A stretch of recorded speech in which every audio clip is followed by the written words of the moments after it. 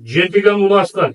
Совершение преступления, предусмотренное частью 3 статьи 278 УК Кыргызской Республики, признать невиновным и оправдать за отсутствием его действия состава преступления. Признать виновным Джентиган Уласкан. Совершение преступления, предусмотренное частью 1 статьи пункту 1 части 2 статьи 327 Уголовного кодекса Кыргызской Республики. И назначить ему наказание в виде лишения свободы сроком на 3 года с отбыванием наказания в колонии общего режима. Меру пресечения. Бул чечимге мен макул эмесмин. Сот залын бошотуп берип коюңуздар. Мен бул чечимге макул Алысыраак туруңар. Сот залын бошотуп берип коюңуздар. Биз акыйкаттык үчүн күрөшөбүз.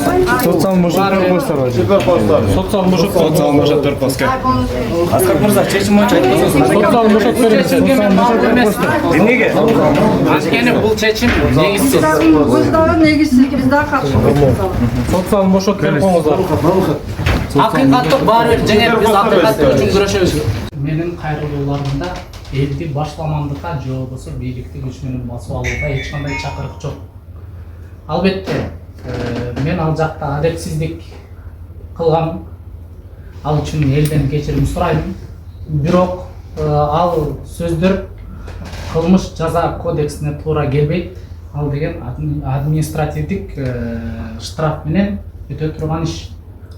Ошол себептен мен дагы бир жолу кайталайм, мага коюлган күнөөлөргө мен макул эмесмин.